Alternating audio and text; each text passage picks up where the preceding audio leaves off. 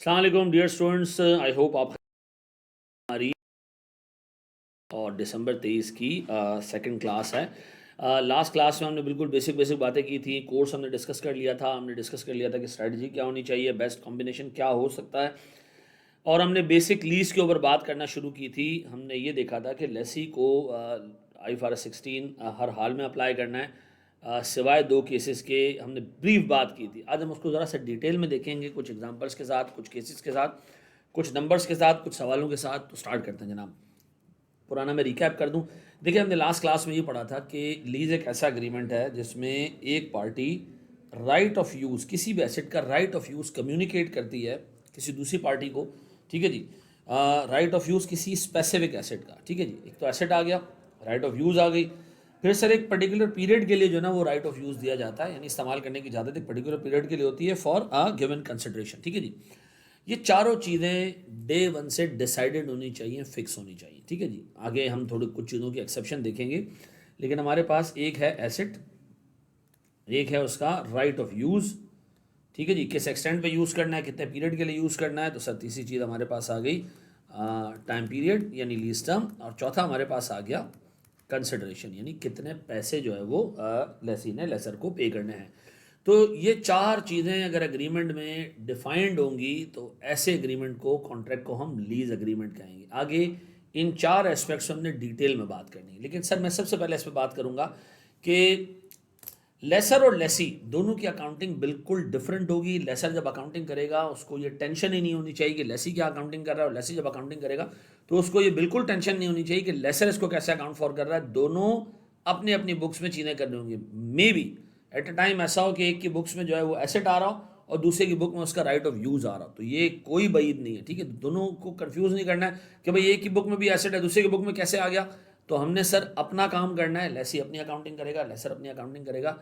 इन दोनों का आपस में कोई कनेक्शन नहीं होगा। ठीक है, लेसर अपने सब्सटेंस के हिसाब से अकाउंटिंग करेगा, लेसी अपने हिसाब से। ठीक है, लेसी सर IFRS 16 अप्लाई करता है तो उसको रिकॉर्ड करना होता है ROUA और लीज लाइबिलिटी। ठीक है जी।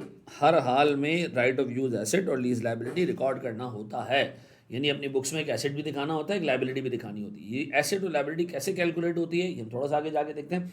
लेकिन अगर लेसी चाहे तो इन दो केसेस के अंदर, किन दो केसेस के अंदर, शॉर्ट टर्म लीज के अंदर और लो वैल्यू लीज के अंदर, वो चाहे तो एसेट को, इस लीज को, इस एग्रीमेंट को IFRS 16 के एम्बिट से बाहर ले जाए। ठीक है जी। अगर IFRS 16 के एम्बिट से बाहर लेके जाएगा इस एग्रीमेंट को, तो इसकी अकाउंटिंग कैसे होगी ये हमने सीखना है। तो सर इसका मतलब है लेसी चाहे तो, चाहे तो का मतलब ये है कि एक शॉर्ट टर्म लीज हो या लो वैल्यू लीज हो, और लेसी चाहे तो IFRS 16 को अप्लाई करने को अवॉइड कर सकता है, अदरवाइज वो चाहे तो इनको भी IFRS 16 में ले आए। देखिए, आमतौर पे एक कंपनी एक ही बिजनेस, एक ही अकाउंटिंग मॉडल चलाती है। एक कंपनी है वो ज़माने से एसेट्स लेती है और लीज लाइबिलिटी बुक करती है, ROU बुक करती है।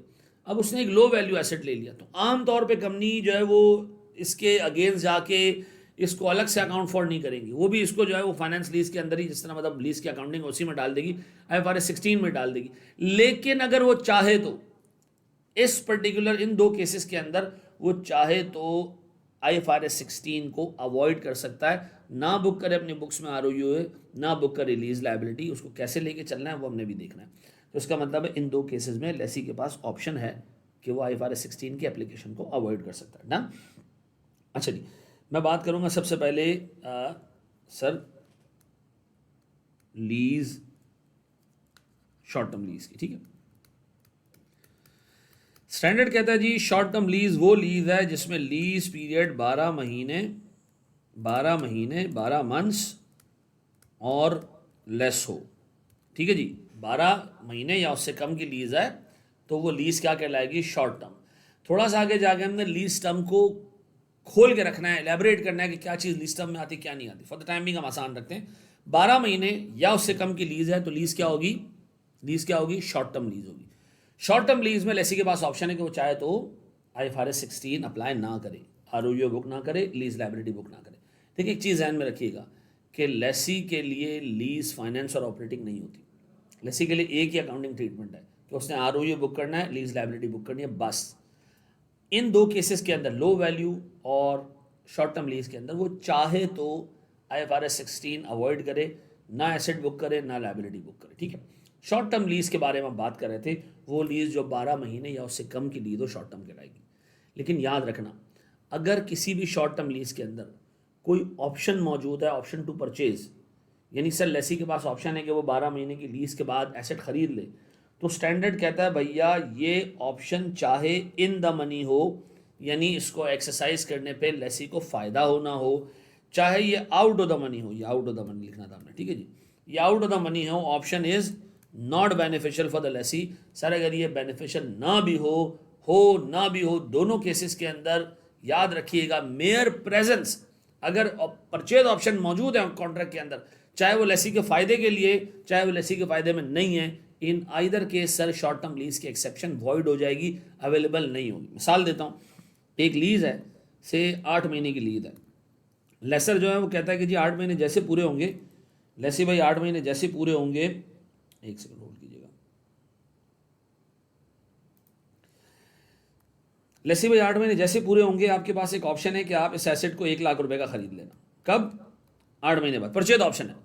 लेसी ने कहा अगर मैं इसको 8 महीने बाद 1 लाख का खरीदूंगा, सर एक्सपेक्टेड इसकी मार्केट वैल्यू तो 80,000 होगी, तो मेरा तो कोई मतलब दिल नहीं इसको खरीदने का, क्यों एक चीज़ मैं 80,000 रुपये में जो मार्केट में मिल रही है मैं लाख रुपए में खरीदूं।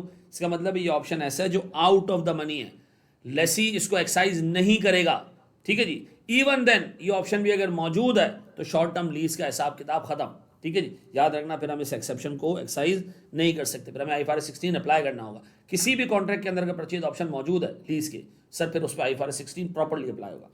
अगर ये सिनेरियो ऐसा होता कि सर हमें 80,000 रुपये में एक एसेट मिल रहा होता और इसकी मार्केट वैल्यू होती कितनी जी, 1 लाख, और हमें लग रहा है सस्ता मिल रहा है और हम खरीदना भी चाहते हैं, lessee is expected to excise it, sir तब तो ये कंफर्म एक शॉर्ट टर्म लीज नहीं है।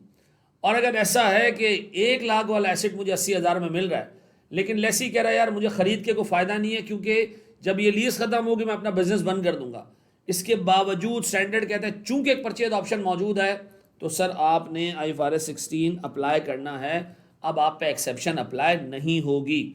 सर ये एक नोट है जो हमने डेलॉयट के गाइड से निकाला है, ये कह रहे जनाब note that the prohibition on a lease containing a purchase option being classified as a short term lease, यानी sir short term lease classify नहीं हो सकती, प्रोहिबिटेड है, ठीक है जी, for any lease containing a purchase option irrespective of the probability that the option will be exercise, यानी probability zero भी होगी ऑप्शन एक्साइज होगा, मेयर प्रेजेंस ही जो परचेज ऑप्शन की, अगर परचेज ऑप्शन मौजूद है ये लीज शॉर्ट टर्म नहीं हो सकती, ठीक है जी। आई होप ये आपको क्लियर हो गया होगा।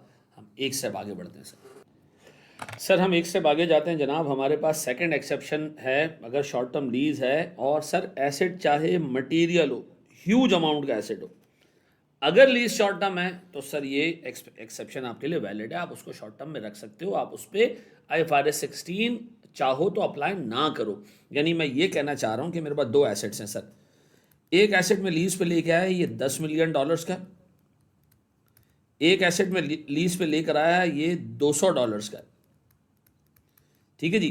दोनों की लीज टर्म है 10 मंथ्स, 10 महीने दोनों की लीज टर्म है, ठीक है जी। एक इंतहाई मटेरियल है, एक इंतहाई मटेरियल है, दोनों चूंकि शॉर्ट टर्म है तो मैं दोनों को जो है वो चाहूँ तो ऑपरेटिंग लीज, चाहूँ तो मैं सर IFRS 16 के एम्बेड से हटा दूँ, इस पर ROU लीज लाइबिलिटी बुक ना करूँ, भले ही कितना ही मटेरियल हो, भले कितना ही मटेरियल हो। तो याद रखिएगा शॉर्ट टर्म लीज एक ऐसे एसेट की जो मटेरियल अमाउंट की हो, एक ऐसे एसेट की जिसकी फेयर वैल्यू मटेरियल है, दोनों के लिए एक्सेप्शन वैलिड है, ठीक है जी। मटीरियलिटी हम नहीं देखेंगे अगर हम शॉर्ट टर्म लीज की एक्सेप्शन अप्लाई कर रहे हैं, ठीक है जी। सर फिर जो शॉर्ट टर्म लीज की एक्सेप्शन है वो क्लास वाइड अवेलेबल है, यानी मिसाल के तौर पर सर मेरे पास एक क्लास ऑफ एसेट है PP में फर्नीचर, मेरे पास अज्यूम करें 4 किस्म के फर्नीचर है। एक मेरे पास सर सोफ़ा सेट है जिसकी लीज टर्म कमेंसमेंट डेट के बाद से 8 महीने, ठीक है जी। दूसरे की लीज टर्म 10 साल है, तीसरे की लीज टर्म 10 महीने, चौथे की लीज टर्म 6 साल है।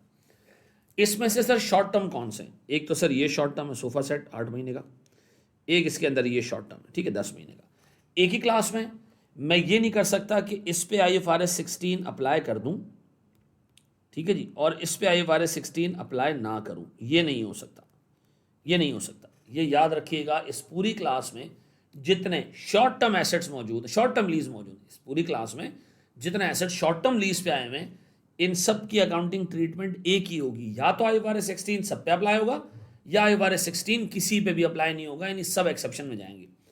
लेकिन ये याद रखना कि अगर मेरे पास कोई दूसरी क्लास मौजूद है एसेट की, जैसे मिसाल के तौर पर मशीनरी है, इसके अंदर भी सर 2 शॉर्ट टर्म लीजेज हैं, मेरी मर्जी इन दोनों को IFRS 16 पे चलाऊं, मेरी मर्जी इन दोनों को IFRS 16 पे ना चलाऊं। क्लास वाइड डिसीजन है, कंपनी वाइड नहीं है, ठीक है जी। यानी ऐसा नहीं है कि आपको एक ही मॉडल फॉलो करना है, लेकिन एक पर्टिकुलर क्लास में जितनी शॉर्ट टर्म लीज है, या तो उन पर IFRS 16 अप्लाई होगा या नहीं होगा। और सर एक ही एसेट्स के अंदर, यानी PP के अंदर मल्टीपल क्लासेस ऑफ एसेट्स हैं, इन सब में आपने सर अलग अलग हिसाब रखना है। मे भी ऐसा हो सकता है कि एक क्लास ऑफ एसेट्स के लिए आप शॉर्ट टर्म लीज को जो है वो उसमें लेके जा रहे हो IFRS 16 में, और ये भी हो सकता है PP के अंदर एक और क्लास के अंदर एसेट्स मौजूद हों और उनकी शॉर्ट टर्म लीजेस के ऊपर आप IFRS 16 अप्लाई ना कर रहे हो, ठीक है जी। This is quite possible. Standard क्या कहता है जी, the election to take recognition exemption, ठीक है जी, for short term lease is required to be made by class of underlying asset to which right of use is relates. A class of asset is a grouping of underlying asset with similar nature and similar use. Class of asset पे ये exception available है, para sir हमारे पास IFRS 16 का para 8 है, ठीक है जी। ये मैंने स्टैंडर्ड की कटिंग भी यहाँ डाल दी ताकि आपको अंदाजा होता रहे, ठीक है जी। सर शॉर्ट टर्म लीज 12 महीने से 12 महीने और उससे कम की लीज, अगर परचेज ऑप्शन मौजूद है, चाहे उसकी एक्साइज होने की प्रोबेबिलिटी 0% है चाहे 100% है, शॉर्ट टर्म लीज का एक्सेप्शन खत्म नहीं है पर शॉर्ट टर्म लीज, ठीक है जी।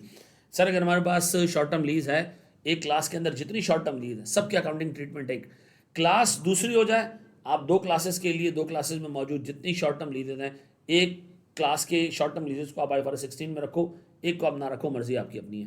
क्लास वाइड आपको एक्सेप्शन अवेलेबल है, एसेट वाइड नहीं है। ऐसा नहीं हो सकता कि एक ही क्लास के 2 एसेट्स की अकाउंटिंग ट्रीटमेंट अलग आ रही है और वो दोनों शॉर्ट